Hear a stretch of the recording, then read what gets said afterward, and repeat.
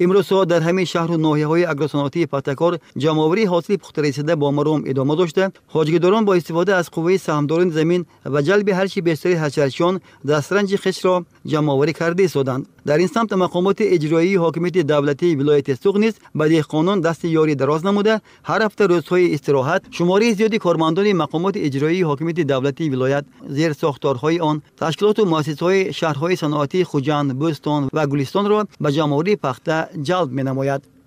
ما یک گروه ساحه تندرستی و جمع‌آوری طلای سفید سهم خودمان را گذرانده ایستادیم. حاصل امسال فراوان است. کارخانه ها را به جمع‌آوری طلای سفید دعوت میکنم و سهم خودشان را به حاصل جمع‌آوری طلای سفید گذارند.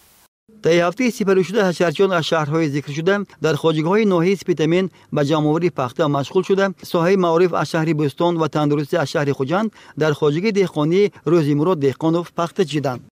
امروز ما همگان برای جمع‌آوری پخته وطن برای یاردن به مرد دهقان برآمدیم. من شرایط ها خیلی خوب است. پخته در صحرا شکفته است.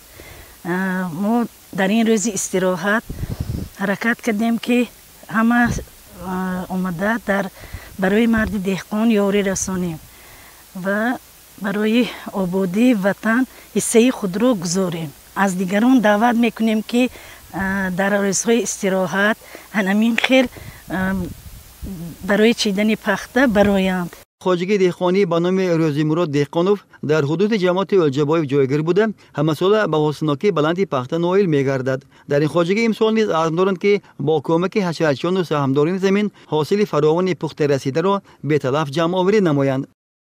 18 هکتار پخته کاشته بودیم. پخته نوش خطای برای حسناکی جمع کرد سادیم. حشرچیان آمد جمع می‌کنیم پخته. روند جمع‌آوری پخته عیان می‌سازد که برای وسعت کارهای صحرایی و روز به روز بالا برداشتن حجم حاصل جمع آورده شده، جلب هرچی بیشتر چنکچیان به خصوص جلب پروژه سهامداران زمین، حشرچیان از محل زیست، تشکیل بریگادهای موسمی پخته‌چین، فراهم آوردن شرایط مهنت و استراحت، هوسمندی چنکچیان و از همین قبیل عامل‌های پیشبرنده کار مهم ارزیابی می‌گردد. یادآور می‌شویم که امروز در همه شهر و ناحیه‌های اگروصنعتی پختکار معرکه جمع‌آوری حاصل پخته رسیده و مرام و متشکلانه ادامه دارد.